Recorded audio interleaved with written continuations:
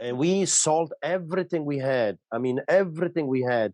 We took a suitcase and we emigrated to Canada to pursue our dream, a dream of freedom, Yeah. dream of working hard and achieving something. And then very soon I realized, oh, something is changing in this country. Something is not right. I remember this story. I'll never forget this story. We had a prime minister. His name is Christian. Hmm. And this guy lost $1 billion from the Canadian coffers. And I remember the story, and the media at that time were not they were not as corrupted as they are right now. They were not working totally for the government. They were still a little bit better, and they were asking question, Mr. Christian, Prime Minister, where is the $1 billion? What happened with the money? Where is the money? And he would look in the cameras and says, I don't know. Ask the Minister of Finance. So they went to the Minister of Finance and they asked him, Minister of Finance, what happened with the $1 billion? And he says, I don't know. Ask Mr. Christian. And they were doing this back and forth. To this day, $1 billion disappeared and was never to be found. And nothing was done to those politicians. They escaped pretty much with the murder. And they could do that with a smile on their face, and nothing was done to them. At that moment, I realized we've lost Canada. Religion is abolished. Hmm. All religions and metaphysics are rejected. I remember when they were teaching us that God is Stalin. Stalin was God, and I'll just give you an example.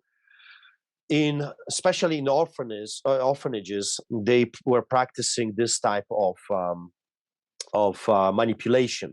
They would ask hundreds of kids to pray, and they would say, "Pray that God would give you candies." And the kids were praying. You know, kids are kids, and they would start praying, says, "God, give us candies, give us candies, give us candies," and they would allow this to go for a while, and then they would say, "Okay, nothing happened, right? No candies, no candies. Everyone can see there's no candies. Now pray to Stalin, Diedushka Stalin." We were told that he's our grandpa Stalin and he is like God and he answers our prayers. So pray to Diedushka Stalin. So we did. You pray to Diedushka Stalin, and suddenly from the roof they would open a hatch and they would throw tons of candies on the kids. And the Oh, kids would say, "Wow, we prayed to Stalin and he answers. He is God." When we prayed to other God, he didn't answer, but here he does answer. So it's that unbelievable. that is so unbelievable. That's incredibly manipulative and wicked. Yeah, that's everything. Everything with communism, socialism is evil. I mean, evil to the core. The whole system is evil, Hmm. wicked, lying. The only way you can sustain this evil system is by fear, by terror. And that's what you see in China. Hmm. Terror. The whole nation is terrorized. And because they cannot keep this system in any other normal forms because it's hell on earth. No one wants to live in hell. Yeah. So religion in communism is abolished. Engels and Vladimir Lenin, the Soviet Union's first leader, agreed that religion was a drug or spiritual booze and must be combated.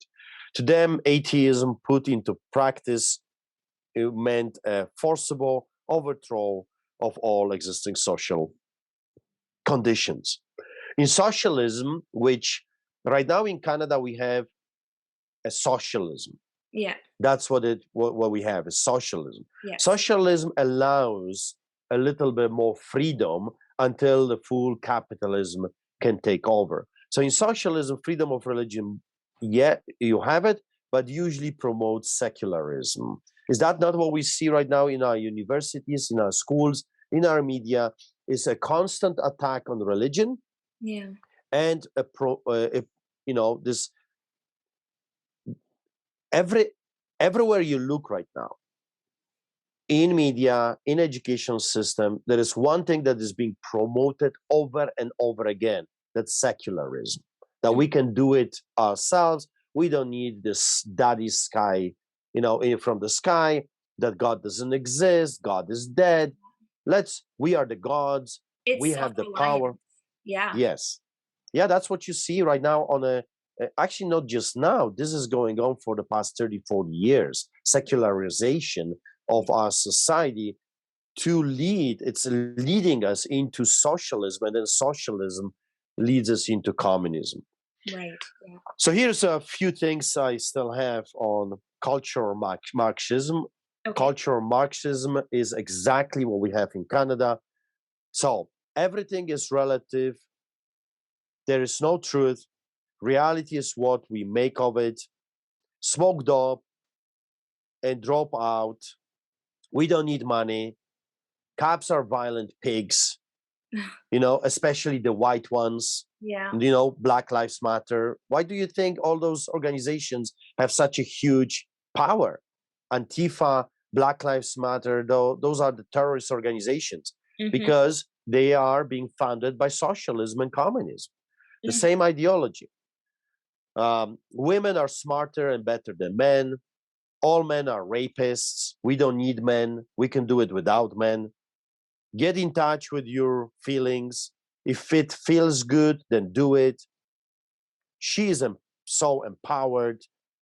You go, girl. There is no God. Let's burn the Bibles. Don't criticize Islam, which is, I find is very funny because Islam is against women. I mean, women are treated worse in Islam than dogs. I mean, not dogs, the cows. They hate dogs. And cows are more precious than women. And still, the Black Lives Matter and Antifa, they love Islam. I don't get it. It's weird. You're a bigot, a homophobe. You're a ageist, classist pig. Think globally, act locally. Save the whales, the trees, the poor African kids. So it's outside. We have thousands of homeless people, but no one wants to move a finger to help them, but they will be advocating for some other people somewhere else. Right, yeah. Drop out of school and rebel against your parents. That's our scum. Moms are cool. Go vegetarian. The UFOs are coming. Don't teach kids math and reading. Don't teach history. History is useless. Don't learn from the past mistakes. And let me just add to it. If you don't learn from the past, you're going to repeat the same mistakes. If you don't know from where you're coming, you don't know where you're heading. That's just the reality. Well, it even says this in the Bible, in the book of Ecclesiastes. It says nothing's new under the sun. That's right. The same tactics, identical tactics are being done today like they have been done before. Nothing is new, like you said. Yeah. So Karl Marx and Friedrich Engels, they have a number 10 essential tenets of communism. I want you to open your mind and your heart and listen to what I am about to read to you. All right. And in the end, when I'm done, ask yourself this question. Is that not what we're seeing in the Western countries right now? Because it's so obvious to me growing up under communism. I hope that it will become clearer for you. Okay. So here is what they want.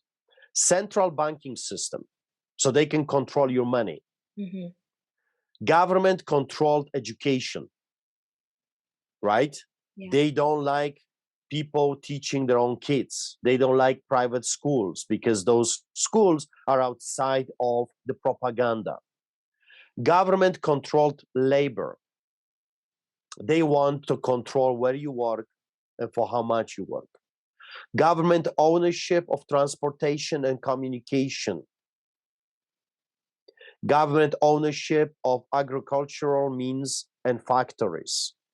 Everything in Canada is so highly regulated that the farmers can't say anything anymore. They can't sell it wherever they want. I mean, it's horrible. Everything is controlled by the government. When the food sources are controlled by the government, you're doomed. You're doomed.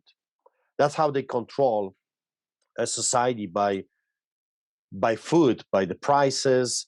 by who can raise what. Mm-hmm. Total abolition of private property. They hate the concept of private property. They want to take over your private property. Yeah. Property rights confiscation, heavy income tax on everyone. That's why you got the carbon tax, you got this tax, you got that tax. They want to tax you to death. Yeah. Why? Because the taxes control you. You're effectively become a slave. So now in Canada right now, we pay about 50% in taxes. If you combine all the taxes together, the income tax and the tax for fuel, tax in food, everywhere, I mean, you pay taxes everywhere. Yeah.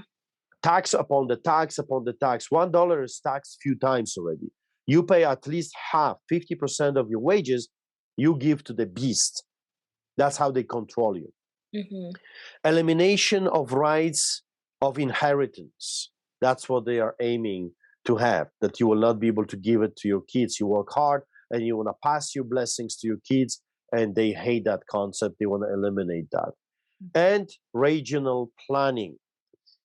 They want the local governments to have the power of the local population. So you have municipal governments, dictators, you got provincial dictators, and then you got federal dictators. Yeah. And that's exactly what we're seeing right now. The implementation of all of those things I read to you is already happening for a while in our country. Mm-hmm. When I came into Canada in 1995, I already noticed that this is not the country I was hearing about. This is not the country that we idolized in Poland. There's something changing in Canada. Canada was this amazing milk and honey and beautiful democracy that you could achieve and have a house and do something with your life And for you the knew benefit. this in Poland, like as a young boy and growing up in Poland, you always saw Canada in this light. Yes, because we've heard stories. We've heard stories of American dream. We've heard stories about freedom, that you can work hard, and if you work hard, you can achieve more. That you're free to pursue your dreams. That you are free to worship your God. You're free to just be a human Yeah. and not being attacked by the government that should protect you.